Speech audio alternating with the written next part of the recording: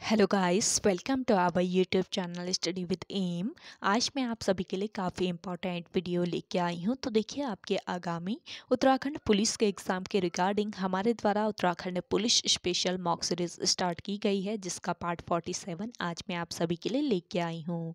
और ये सीरीज़ आपके अदर उत्तराखंड एग्ज़ाम के लिए भी इम्पॉर्टेंट रहेगी, तो आप सभी लोग हमारी इस सीरीज़ में स्टार्टिंग से लेकर एंड तक बने रहें। आज की इस क्लास में आप सभी को टॉप 20 मोस्ट इम्पॉर्टेंट क्वेश्चंस दिए जाएंगे और क्वेश्चन से रिलेटेड जितने भी इम्पॉर्टेंट पॉइंट्स हैं वो भी आपको इसी क्लास में ही बताए जाएंगे। तो आप चाहें तो इन पॉइंट्स को नोट डाउन कर सकते हैं। काफ़ी इम्पॉर्टेंट ये पॉइंट्स रहते हैं आपके आगामी एग्ज़ाम के लिए। और देखिए, इस मॉक सीरीज़ में हमारे द्वारा करंट के क्वेश्चंस भी इंक्लूड किए गए हैं, ताकि करंट अफेयर्स भी आपके इसी मॉक सीरीज़ से ही कवर हो जाएं। तो चलिए, आज के इस मॉक सीरीज़ को हम स्टार्ट करते हैं। स्टार्ट करने से पहले जिन लोगों ने अभी तक हमारे YouTube channel study with M को सब्सक्राइब नहीं किया है वो सब्सक्राइब कर लें। साथ ही साथ बगल में जो बेल आइकन दिख रहा है इसे भी प्रेस कर लें, ताकि हम कोई भी वीडियो डालते हैं तो उसका नोटिफिकेशन आपके पास जल्द से जल्द पहुंच जाए। आप सभी लोग हमारे टेलीग्राम चैनल को भी ज्वाइन कर सकते हैं। ये भी आपका स्टडी विद एम के नाम से बना हुआ है और रात को 8 बजे टेलीग्राम चैनल पर क्विज़ का भी आयोजन किया जाता है। तो आप क्विज़ ज्वाइन कर सकते हैं। काफ़ी इंपॉर्टेंट क्वेश्चन आपको क्विज के रूप में दिए जाते हैं टेलीग्राम ग्रुप पर। चलिए बढ़ते हैं आज के सीरीज की ओर। इस सीरीज का पहला क्वेश्चन है, हाल ही में किस राज्य सरकार ने राज्य मानसिक स्वास्थ्य और सामाजिक देखभाल नीति की घोषणा की है? हाल ही में मेघालय राज्य सरकार ने राज्य मानसिक स्वास्थ्य और सामाजिक देखभाल नीति की घोषणा की है। ऑप्शन फर्स्ट इस क्वेश्चन का करेक्ट आंसर है। देखिए, 10 अक्टूबर को आपका कौन सा दिवस मनाया जाता है? विश्व मानसिक स्वास्थ्य दिवस। तो 10 अक्टूबर को विश्व मानसिक स्वास्थ्य दिवस के अवसर पर मेघालय सरकार ने राज्य की पहली बार राज्य मानसिक स्वास्थ्य और सामाजिक देखभाल नीति का मसौदा तैयार करने की घोषणा की। और इस नीति का उद्देश्य क्या है? देखिए, इस नीति का उद्देश्य समग्र मानसिक स्वास्थ्य और कल्याण को बढ़ावा देना और इसके साथ साथ सामान्य और गंभीर मानसिक स्वास्थ्य चिंताओं के लिए उचित पहुंच और देखभाल के रास्ते की सुविधा प्रदान करना है। तो हाल ही में मेघालय राज्य सरकार के द्वारा राज्य मानसिक स्वास्थ्य और सामाजिक देखभाल नीति की घोषणा की गई है। तो ऑप्शन फर्स्ट इस क्वेश्चन का करेक्ट आंसर है। अगला क्वेश्चन देखें, हाल ही में किस राज्य सरकार ने 4 बागवानी एस्टेट स्थापित करने की घोषणा की है? तो देखिए, 4 बागवानी एस्टेट स्थापित करेगा कौन सा राज्य? पंजाब राज्य। ऑप्शन फर्स्ट यहाँ पे आपका बिल्कुल राइट आंसर है। देखिए, बागवानी विभाग जो है वो इस साल पंजाब के 4 जिलों, ये 4 जिले कौन कौन से हैं? ये है फिरोजपुर, गुरदासपुर, फरीदकोट और लुधियाना। तो इन 4 जिलों में बागवानी एस्टेट स्थापित करने जा रहा है जो आपका बागवानी विभाग है। और इससे क्या होगा? देखिए, इससे वहाँ के बागवानों को नवीनतम तकनीकी जानकारी और मशीनरी आदि की सुविधाएं दी जाएंगी, जिससे उनकी फसल पैदावार के खर्चे के साथ साथ उच्च मानक के फलों की पैदावार करने में मदद मिलेगी। अगला क्वेश्चन देखिए, हाल ही में महात्मा गांधी के जीवन पर समर्पित गांधी संग्रहालय किस देश में खोला गया? तो देखिए, हाल ही में महात्मा गांधी के जीवन पर समर्पित गांधी जो संग्रहालय है ये खोला गया है अमेरिका में। ऑप्शन फर्स्ट इस क्वेश्चन का करेक्ट आंसर है। अमेरिका के न्यू जर्सी में, अमेरिका के न्यू जर्सी में गांधी संग्रहालय जो है ये खोला गया है। कहाँ पर? न्यू जर्सी में खोला गया है और यह राष्ट्रपिता को समर्पित है।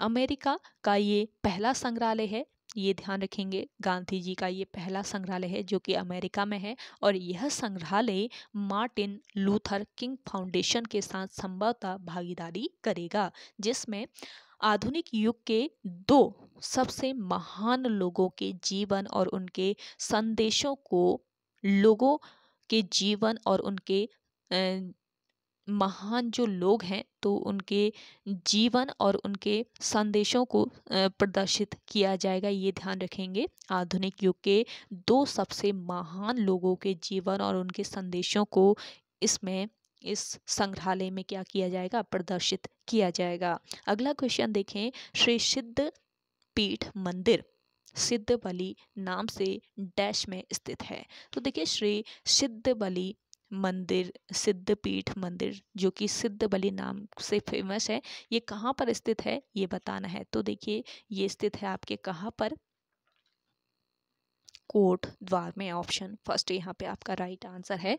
श्री सिद्ध पीठ मंदिर सिद्धबली मंदिर के नाम से भी जाना जाता है और ये उत्तराखंड के कोट द्वार में स्थित है और यह एक पौराणिक मंदिर है, ये ध्यान रखेंगे।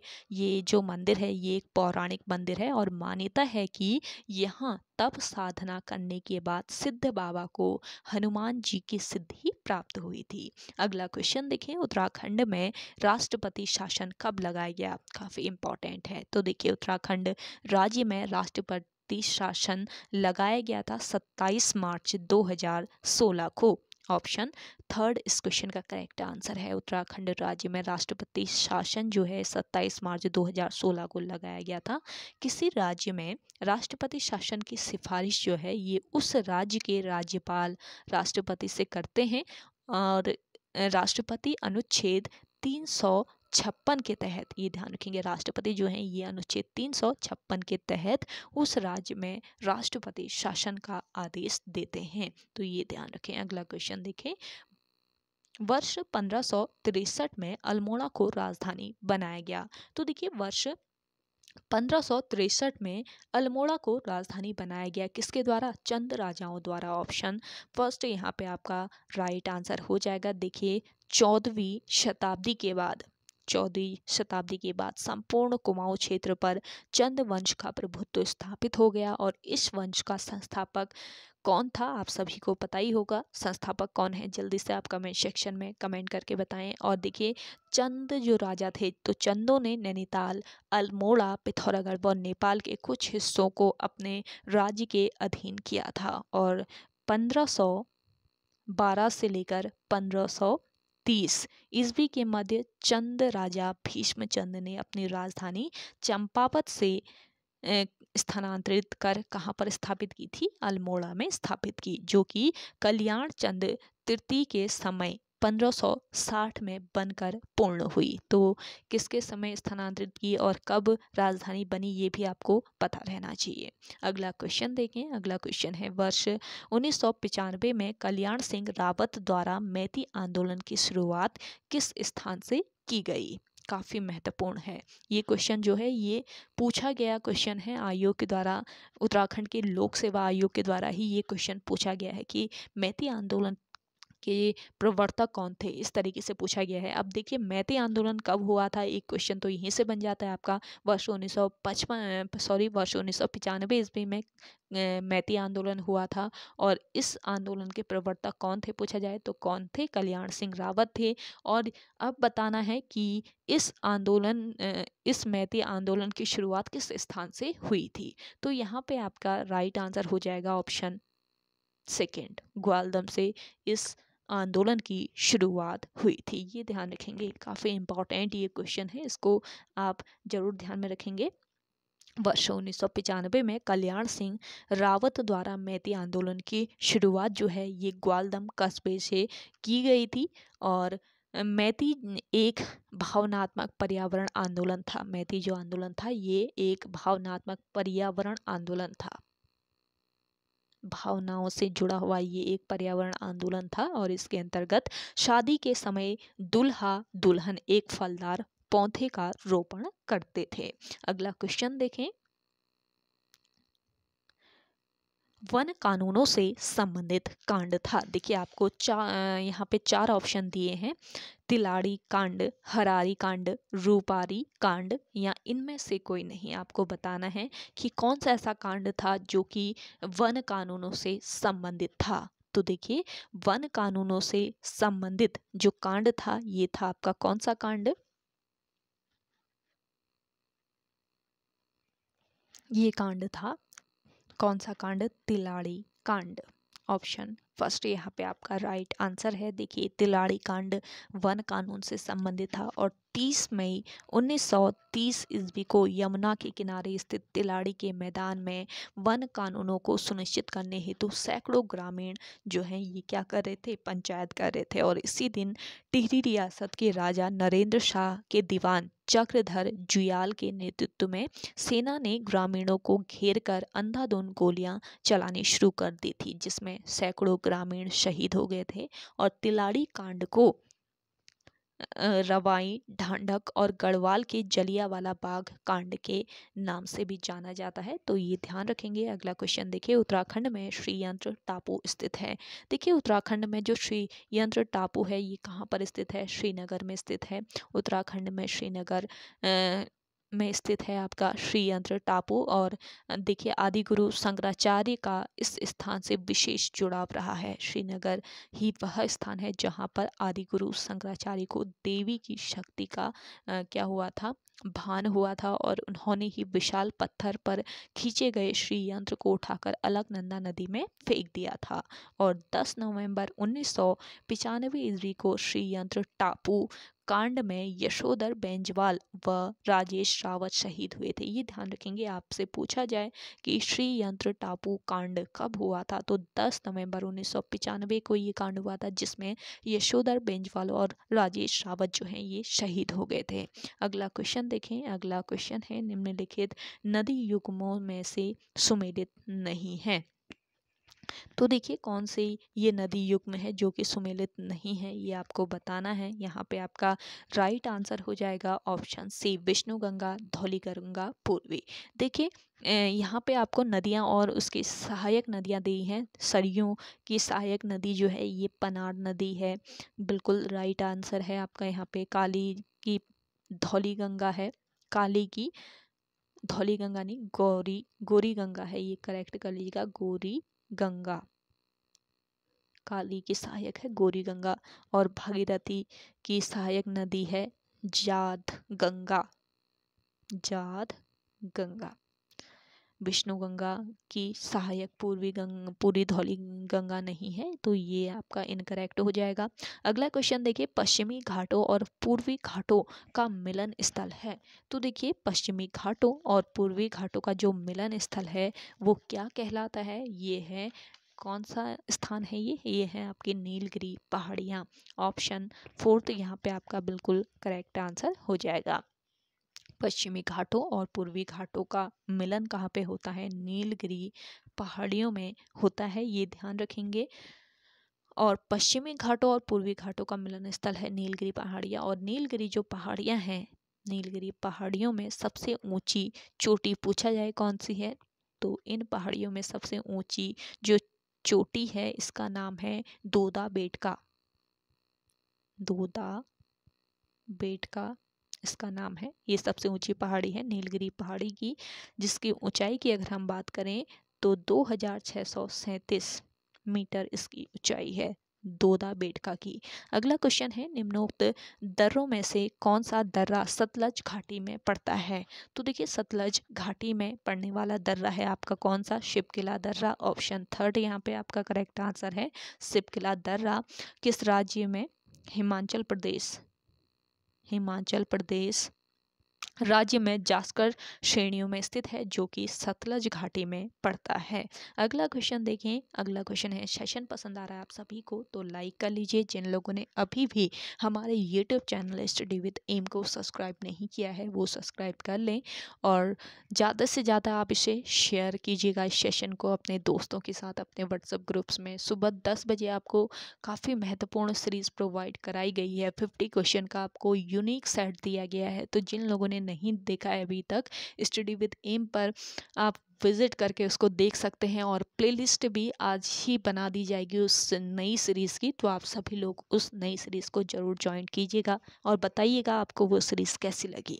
अगला क्वेश्चन देखें, मुजफ्फरपुर में किंग्सफोर्ड की हत्या का प्रयास कब किया गया। देखिए मुजफ्फरपुर में किंग्सफोर्ड की जो हत्या का प्रयास किया गया ये 30 अप्रैल 1908 को किया गया। ऑप्शन फर्स्ट यहाँ पे आपका बिल्कुल राइट आंसर हो जाएगा। और इस तिथि को खुदीराम बोस प्रफुल्ल चौकी ने किंग्सफोर्ड पर बम फेंका था, परंतु किंग्सफोर्ड जो है ये बच गया था और दुर्भाग्य से मिस्टर कनेडी की पत्नी एवं पुत्री जो है ये मारी गई थी। प्रफुल्ल चौकी ने पुलिस से बचने के लिए आत्महत्या कर ली तथा खुदीराम बोस को गिरफ्तार कर फांसी दे दी गई थी।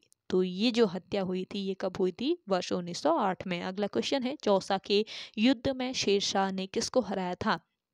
देखिए, चौसा का युद्ध कब हुआ था पूछा जाए तो आपको नोट कर लेना है, 1539 में चौसा का युद्ध हुआ था और यह युद्ध शेर खां और हुमायूं के बीच हुआ था। ये ध्यान रखेंगे, किसके मध्य यह युद्ध हुआ था? शेर खां और हुमायूं के मध्य यह युद्ध हुआ था और इस युद्ध में शेर खां ने हुमायूं को हराया था और इसी युद्ध के बाद शेर खां ने शेर शाह की पदवी ग्रहण कर ली थी। ये ध्यान रखेंगे, ये युद्ध था जिसके बाद शेर खां ने किसकी उपाधि? शेर शाह की उपाधि ग्रहण की थी। ये ध्यान रखेंगे, उससे पहले इसका नाम था शेर खां। अगला क्वेश्चन देखें, विश्व का सबसे गहरा महासागर है? तो देखिए, विश्व का सबसे गहरा महासागर है कौन सा? प्रशांत महासागर। प्रशांत महासागर विश्व का सबसे गहरा और सबसे बड़ा महासागर भी है और इसकी औसतन गहराई की बात की जाए तो लगभग 14,000 फुट, लगभग 14,000 फुट इसकी औसतन गहराई है। अगला क्वेश्चन है, दुधवा नेशनल पार्क किस राज्य में स्थित है?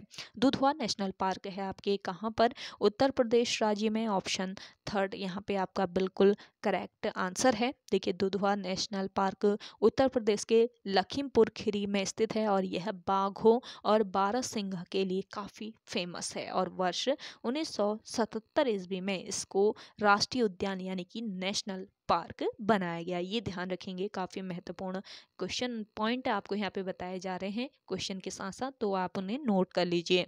अगला क्वेश्चन देखिए, संविधान लागू होने के समय निम्न आदर्शों में से किसको संविधान में सम्मिलित नहीं किया गया? तो देखिए, संविधान जब लागू किया गया तो उसमें किन किस आदर्श को सम्मिलित नहीं किया गया ये बताना है। तो यहाँ पे आपका राइट आंसर हो जाएगा समाजवादी। ऑप्शन थर्ड यहाँ पे आपका राइट आंसर हो जाएगा। संविधान लागू होने के समय प्रस्तावना में समाजवादी, पंथनिरपेक्ष और अखंडता जैसे शब्द यानी कि आदर्श सम्मिलित नहीं थे और इन आदर्शों को 42वें संविधान संशोधन, ये ध्यान रखेंगे, इन आदर्शों को 42वें संविधान संशोधन 1976 के द्वारा प्रस्तावना में शामिल किया गया है। तो ये ध्यान रखेंगे कब इसको शामिल किया गया ये भी पता रहना चाहिए। अगला क्वेश्चन है, हिमालय आर्ट पुस्तक किसकी रचना है? हिमालय आर्ट पुस्तक ये रचना किसकी है? ये है जेसी फ्रेंच की। जेसी फ्रेंच की ये रचना है। ऑप्शन थर्ड इस क्वेश्चन का राइट आंसर हो जाएगा। अगले क्वेश्चन की ओर बढ़ते हैं, देहरादून से गढ़वाली नामक पत्रिका प्रकाशित होना प्रारंभ किया गया। तो देखिए, देहरादून से गढ़वाली नामक पत्रिका का प्रकाशन होना प्रारंभ किया गया किस वर्ष? ये जो वर्ष था ये था आपका वर्ष 1905। ऑप्शन सेकेंड यहाँ पे आपका राइट आंसर हो जाएगा। जिन लोगों ने सेशन को अभी तक शेयर नहीं किया है तो आप सभी से रिक्वेस्ट रहेगा कि आप सेशन को जल्दी से मिलकर शेयर कर दीजिए। देखिए, आपको इतना इम्पोर्टेंट कंटेंट डेली प्रोवाइड किया जा रहा है तो आप सभी लोग शेयर तो कर ही सकते हैं ना, इतना कर ही सकते हैं। तो आप सभी लोग जल्दी से आप शेयर कर लीजिए सेशन को। आपको पसंद आ रहा है तो लाइक कर लीजिए इस सेशन को। तो देखिए, देहरादून से गढ़वाली नामक जो पत्रिका का प्रकाशन प्रारंभ हुआ वो कब प्रारंभ हुआ? ये हुआ आपके वर्ष 1905 ईस्वी में, ये ध्यान रखेंगे। और गढ़वाल हित प्रचारणी जो सभा थी, गढ़वाल हित प्रचारणी सभा ने 5 मई 1905 से देहरादून में गढ़वाली नामक मासिक पत्रिका शुरू की जिसमें आज़ादी की अलख जगाने के साथ साथ थी मानवीय जो नैतिकता थी तो उसको भी दर्शाया गया था। अगला क्वेश्चन देखें। अगला क्वेश्चन है, उत्तराखंड में कृषि योग्य भूमि का प्रतिशत है? तो देखिए उत्तराखंड में कृषि योग्य भूमि का जो प्रतिशत है वो कितना है, वो है 13%। तो ऑप्शन 4 तो यहाँ पे आपका बिल्कुल करेक्ट आंसर है। तो ओके गाइस, आज के सेशन में इतना ही। आई होप आप सभी को आज का ये सेशन पसंद आया होगा। आप सभी को आज का ये सेशन पसंद आता है तो इस सेशन को लाइक कीजिएगा, शेयर कीजिए, और जिन लोगों ने अभी तक हमारे YouTube channel study with M को सब्सक्राइब नहीं किया है वो सब्सक्राइब कर लीजिए। तो चलिए मिलते हैं एक नई इंटरेस्टिंग वीडियोस के साथ, तब तक के लिए धन्यवाद।